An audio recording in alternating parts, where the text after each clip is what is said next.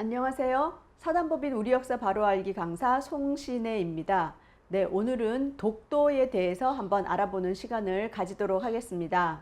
네, 우리나라의 독도에 대해서 최초의 기록은 어디 있냐면 바로 삼국사기가 되겠습니다. 지증 마립간 13년 여름 우산국이 항복해와 해마다 토산물을 곡물로 바치기로 하였다. 우산국은 명주, 지금의 강릉이라고 하겠습니다. 강릉의 정동쪽 바다에 있는 섬이며 혹 울릉도라고 부르기도 한다라고 삼국사기에 기록이 되어 있습니다. 지금 일본에서 독도를 자기의 땅이라고 이렇게 주장을 하고 있는데 그들은 역사적인 어떤 고증이나 그런 것들이 아주 미약합니다. 그렇지만 우리는 언제 기록이 있다? 자그마치 512년, 500년대의 기록이 나와 있다는 것입니다. 이 삼국사기뿐만이 아니라 삼국유사에도 아주 유사한 이러한 내용들로 인해서 우산국의 존재를 우리가 문헌 기록으로 확인을 할 수가 있습니다. 네, 이렇게 일본은 역사적인 근거가 빈약하다 보니까 주로 논거의 중심이 되는 것은 바로 국제법을 들고 나오고 있습니다. 그렇지만 우리는 오늘 우리의 역사 속에서 어떠한 기록들이 바로 독도를 우리의 땅이라고 할 수 있는지를 근거를 한번 알아보도록 하겠습니다. 네, 최초의 어떤 독도에 대해서 일본과 영유권 분쟁이 일어난 것은 언제냐 하면 1693년, 즉 숙종 때입니다. 이때 영유권 분쟁을 울릉도 쟁계라고 하기도 하고요. 일본의 경우는 죽도 일건, 즉 다케시마 이켄이라고 부르고 있습니다. 이때 어떤 일이 있었느냐? 바로 조선의 어부죠. 안용복, 그리고 그 외에 박어둔과 여러 명의 그 어부들이 울릉도에서 어업을 하고 있을 때 일본인들이 거기에 와서 어업을 하고 있는 것을 보고 항의를 하게 되는 거죠. 그러다가 나중에는 그 다음에는 일본까지 직접 건너가서 울릉도와 독도가 조선의 땅이니까 넘보지 마라 라고 하는 그런 항의를 하게 됩니다. 이때 울릉도 쟁계의 결론은 어떻게 났느냐? 일본에서 일본인들을 도해 금지령을 내리는 것으로 결론이 나게 됩니다. 그런데 이렇게 일본인들이 울릉도와 독도에 와서 어업을 할 수 있었던 것은 조선 초기인 태종 때 쇄환 정책을 썼기 때문입니다. 소위 말해서 이제 공도 정책이라고 많이 이야기들을 하는데요. 공도, 바로 섬에 사람이 없고 비어 있는 섬이다라는 뜻으로 일본이 독도를 가져가기 위해서 이야기할 때 쓰는 용어가 바로 공도 정책이 되겠습니다. 공도라고 하면 왠지 섬이 비어 있고 무주지라는 그런 느낌이 들고 있는데요. 사실은 쇄환 정책이라고 해서 그 섬에 있는 사람들을 본토로 데리고 들어오게끔 하는 그러한 정책을 쇄환 정책이라고 합니다. 이런 쇄환 정책을 왜 조선 초기에는 썼느냐? 울릉도라고 하는 그 섬에 많은 왜구들이 들끓었기 때문입니다. 우리가 고려시대, 그 다음에 조선시대에 보면 그냥 이 왜구가 보통이 아니고 잠시 그냥 도적질을 해가는 그런 수준이 아니라 아주 골머리를 앓고 이 남쪽 지방에 많은 피해를 입혔던 존재가 바로 왜구가 되겠습니다. 그래서 왜구가 울릉도에서 사람들을 못살게 굴고 조선인들을 핍박을 하기 때문에 이러한 왜구로부터 보호하기 위해서, 또 다른 이유는 바로 세금을 피하기 위해서 도망을 가는 사람이라든지 그 다음에 역을 도피하기 위해서 도망가는 경우가 있었기 때문에 섬에 사람이 살지 않게 하고 그 섬에 사는 사람들을 본토로 이렇게 불러들이는 정책을 많이 썼습니다. 그렇지만 그렇다고 해서 울릉도와 독도를 그저 없는 섬으로 놔둔 것이 아니라 그 울릉도는 강원도 울진현의 속도로 포함을 시키고 있었습니다. 우리의 국토로 포함을 시키고 우리의 관리 하에 있는 섬이 바로 울릉도와 독도였습니다. 그래서 무릉도 순심경 차관이라고 하는 그런 관리를 파견을 해가지고 이 지역을 순시를 하는 그런 관리가 있었다는 것을 확인을 할 수가 있습니다. 그런데 이렇게 안용복이 일본에 항의를 하면서 어떤 일이 있었느냐? 울릉도와 독도는 도토리번에 속하지 않는다라는 이야기를 누가 했다? 도쿠가와 막부가 답변을 한 내용이 있습니다. 그 기록이 여기에 있는데요. 1695년도 답변서가 되겠습니다. 이 자료에 의하면 조선에서 송도까지의 거리가 80에서 90리, 송도에서 죽도까지의 거리가 40리. 여기서 말하는 죽도가 바로 독도가 되겠죠. 조선에서 송도까지의 거리가 80에서 90리, 송도에서 죽도까지의 거리가 40리인데 오키섬에서 송도까지의 거리는 80리다라고 이 기록에 쓰여져 있습니다. 이렇게 해서 결국 도쿠가와 막부는 이러한 기록들을 쓴 다음에 결론은 뭐다? 일본 땅이 아니다 라고 이야기하면서, 그렇기 때문에 1696년 1월 도해 금지령을 내려서 일본 어민들이 울릉도와 독도로 가는 것을 금지한 기록이 있습니다. 네, 그리고 그 다음 해인 1696년에도 기록이 있는데요. 원록 9년 병자년입니다. 조선주 차관 일권지각서라고 하는 각서가 이제 있는데요. 이건 뭐냐? 안용복이 두 번째로 일본에 항의를 하기 위해서 갔을 때 오키섬의 관리가 이 안용복과 함께 이야기를 나누면서 취조한 문서, 그 기록에 뭐라고 나와 있느냐? 조선의 팔도라고 하는 내용이 나와 있습니다. 그 중에서 경기도, 강원도, 이 강원도에 뭐라고 되어 있습니까? 이 섬 안에는 죽도와 송도가 있다라고 해서 우리나라 조선 강원도 안에 울릉도와 독도가 포함되어 있다는 것을 이 기록을 통해서, 이거는 일본 측의 기록이 되겠습니다. 그 기록을 통해서 우리가 확인할 수 있다는 것입니다. 일본 자신의 그런 서류에서, 문헌에서 이러한 것들이 밝혀지고 있는데 일본은 어쩜 그렇게 뻔뻔하게 자기의 땅이라고 하는지 정말 놀라울 수밖에 없는데요. 자, 우리나라에서 대표적으로 독도에 대해서 독도 영유권을 주장하는 그 문헌, 대표적인 문헌이 있습니다. 바로 조선시대 1354년 세종실록 지리지가 있고요. 1900년 대한제국 칙령 제41호가 있고요. 그리고 1946년 연합국 최고사령관 각서인 스카핀 제677호, 이 세 가지가 아주 대표적인 우리나라의 독도 영유권을 주장하는 문헌이 되겠습니다. 이러한 자료들은 우리나라 학생들이 배우는 교과서에도 실려져 있는 대표적인 문헌이 되겠습니다. 왜냐하면 우리나라에 독도와 관련된 문헌이 너무 많기 때문에 지금도 외교부 독도 홈페이지에 들어가시면 문헌 부분 클릭하면 또 10개가 넘는 20개나 되는 그런 문헌들이 나오고요. 고지도 하면 또 아주 많은 고지도들이 인터넷에 보면 다 나와 있습니다. 이러한 많은 역사적인 자료가 있는데요. 그 중에서 대표적인 것이 요 세 가지로 이야기를 하고 있는데요. 세종실록 지리지. 네. 조선왕조실록의 경우는 유네스코 세계기록유산에 등재될 정도로 세계적으로 인정받는 우리나라의 그런 문헌이 되겠습니다. 그 중에서 세종대왕 시절을 이야기하는 세종실록의 그 지리지에 보면 우산과 무릉, 지금의 독도와 울릉도죠. 두 섬이 울진현의 정동쪽 바다에 있다. 두 섬은 거리가 멀지 않아 날씨가 맑으면 서로 바라볼 수 있다라고 되어 있습니다. 이러한 기록은 고려사의 기록에도 서로 바라볼 수 있다라는 기록이 있을 정도로 아주 뚜렷하게 울릉도하고 독도는 바로 그 부속 섬으로서 같이 하나의 생활권을 포함하고 있는 그러한 섬들이 되겠습니다. 그래서 세종실록에도 나와 있고요. 그 다음에 대한제국 칙령에도 울릉군청의 위치는 태하동으로 정하고 구역은 울릉 전체 섬과 죽도, 지금의 대섬입니다. 그리고 석도, 지금의 독도를 관할한다라는 기록이 나와 있고요. 1946년 스카핀 제677호의 경우는 미국이 작성한 거죠. 일본의 4개 본토, 즉 홋카이도, 혼슈, 시코쿠, 규슈, 이것과 약 1000개의 작은 인접한 섬들을 포함한다. 인접섬 중에서 제외되는 일본의 영토가 아닌 것은 뭐다? 울릉도 리앙쿠르트 암이라고 되어 있는데요. 이 리앙쿠르 암이 바로 독도가 되겠습니다. 그래서 미국에서도 일본의 영토에서 제외되는 섬으로 울릉도와 독도를 정확하게 기재해 놨다는 것을 우리가 문헌으로 확인을 할 수가 있습니다. 그 외에 문헌뿐만이 아니라 지도에서도 자세히 볼 수가 있는데요.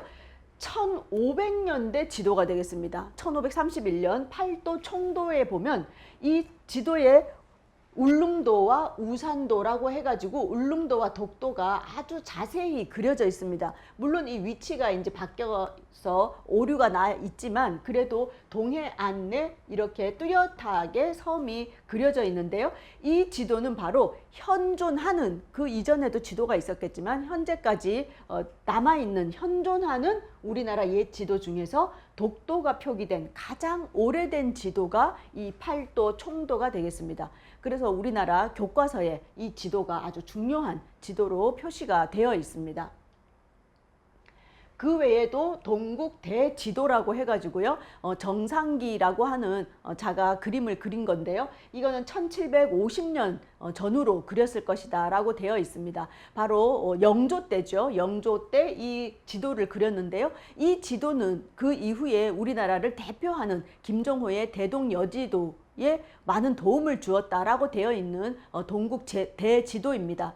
이 동국 대지도는 지금 현재 국립중앙박물관에 보관이 되어 있는 그러한 지도입니다. 이 지도의 특징은 이 북쪽 지역, 만주 지역 땅까지도 자세하게 그려져 있고, 이 지역이 산이라든지 물, 이 지역을 아주 섬까지도 자세하게 그려져 있는 그런 지도가 되겠는데요. 이 지도에 보면 뭐가 나와 있다? 바로 우산도하고 울릉도가 자세하게 그려져 있습니다. 네, 이러한 지도로도 확인을 해볼 수가 있고요.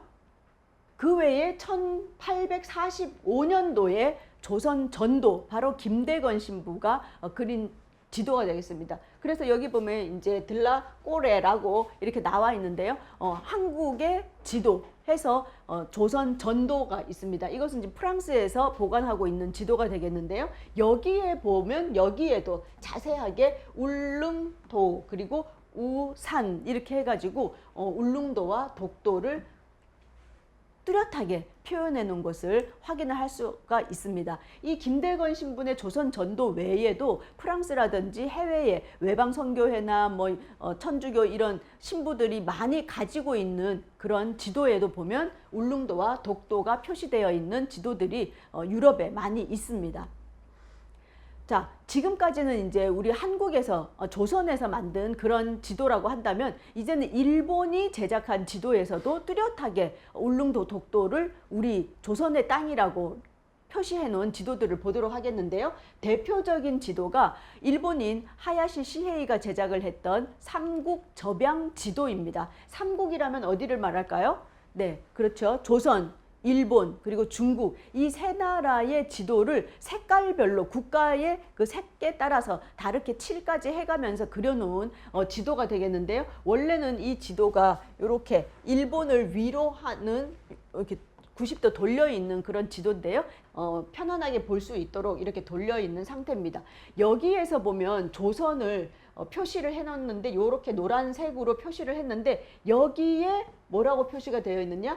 죽도라고 해서 친절하게 조선의 것이라고 이렇게 글까지, 일본인이 글씨도 조선의 것이라는 표시까지 자세하게 해놓은 이러한 지도가 있습니다. 1785년도에 제작을 한 삼국 접양 지도에서도 울릉도 독도가 조선의 땅임을 확실하게 알 수가 있습니다.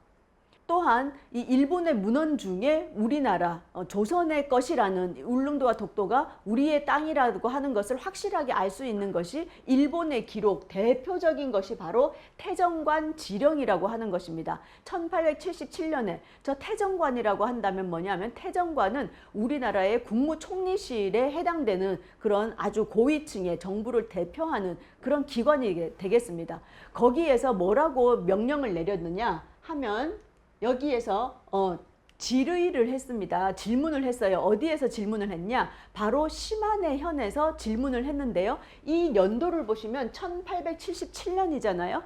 1876년에 무슨 일이 있었습니까? 1876년 강화도 조약을 맺게 되죠. 우리나라와 일본 사이에 맺은 최초의 그런 불평등한 국가 국가 간의 조약이 되겠는데요. 이 조약이 있은 이후에 일본에서는 우리나라의 영토, 조선의 영토에 대해서 확실하게 알아야 되겠다라고 하면서 지도를 제작하게 됩니다. 그 지도를 제작을 할 때 이 시마네 현에서 그림을 그리다가 이 울릉도와 독도에 대한 질문을 합니다. 그러면서 울릉도와 독도를 이 지도에 그려야 할 것인가 말 것인가 라는 것을 어디에 물어보느냐? 정부인 내무성에다가 질문을 합니다. 그러니까 내무성에서는 많은 문헌들과 자료들을 바탕으로 해서 울릉도와 독도는 일본과 관계가 없다라는 결론을 내리게 됩니다. 그래서 그 결론을 내렸는데 이것을 한 번 더 정부의 최고 기관인 태정관에 질문을 하게 됩니다. 그래서 태정관에서는 내무성과 시마네현의 그런 질문을 다시 한번 검토를 해가지고 태정관에서 명령 형식으로 이렇게 문서를 내리게 되는데요. 거기에 뭐라고 되어 있냐? 지르이한 울릉도와 독도는 본방, 즉 일본 본토죠. 일본과 관계가 없음을 명심할 것이라고 되어 있습니다. 그래서 이렇게 아주 자세히 기록이 다 되어 있다는 것을 우리가 확인할 수 있습니다. 거기서 이제 죽도와 송도는 우리와 관계가 없다라고까지 정확하게 기록을 해 놓은 것이 바로 1877년 태정관, 일본 태정관에서 내린 명령문에 나와 있습니다. 그런데 여기에서 일본의 일부 사람들은 또 뭐라고 얘기하느냐? 여기 기록에 죽도 외 1도라고 해가지고 죽도 외 1도에 이 외 1도가 독도가 아니다, 이런 이야기를 억지 주장을 하고 있는데요. 태정관 지령을 내릴 때 이 외 1도에 대한 지도까지도 그림도 이렇게 그려놨습니다. 그래서 보면 이제 죽도, 약도라고 되어 있어요. 죽도 외 그 약도가 뭐냐? 바로 여기에 죽도가 있고요. 여기에 송도가 있습니다. 그래서 울릉도와 독도를 이렇게 친절하게 지도까지 그리면서 확인을 해줬다는 것입니다. 일본의 땅과는 관계가 없다라는 것을 그림을 이렇게 그려놨습니다. 자, 그 외에 1886년이죠. 그 이후 10년 후에 조선국 전도라고 그래서 일본에서 이 조선의 나라를 전체 지도를 그렸는데요. 그 전도에도 보면 뭐가 있냐요? 울릉도와 독도가 이렇게 아주 자세하게 그려져 있는 것을 확인을 할 수가 있겠습니다. 그래서 일본의 지역과는 다른 그런 영토로 조선 전도 안에 울릉도와 독도를 표시해 놓은 조선국 전도가 있고요.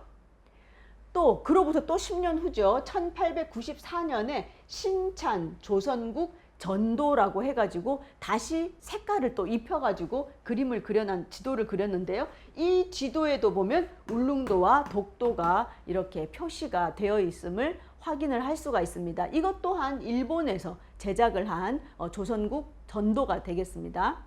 이렇게 지도를 통해서도 우리나라의 영토인 울릉도와 독도를 우리나라의 지도뿐만이 아니라 일본이 제작한 지도에서도 확인을 할 수가 있다는 것입니다.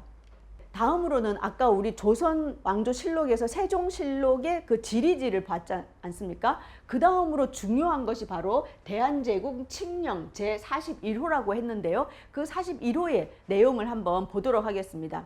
이 울릉도 지역에 일본인들이 계속 불법적인 어업을 하거나 몰래 와서 벌목을 해가는 그러한 일들이 많다는 보고가 올라오게 됩니다. 그러자 고종은 식찰관인 우용정을 보내게 돼가지고요. 이 우용정이 울릉도와 독도에 가서 그 조사를 하고 그것에 대한 보고를 올리게 됩니다. 그러니까 고종은 이제 이 울릉도를 군으로 승격을 하고 울릉도, 죽도, 석도, 이 석도가 바로 독도가 되겠습니다. 이 독도를 관할하게 하였다라고 하는 이런 칙령을 내리게 됩니다. 이 칙령이라는 말은 무슨 말이냐면 임금이 직접 구두로 전달한 명령을 칙령이라고 하거든요. 그것에 보면 울릉도를 군으로 승격하고 독도까지를 관할을 하게 했다는 기록이 이렇게 나와 있고요. 그 칙령 이런 서류로 남아 있는 데다가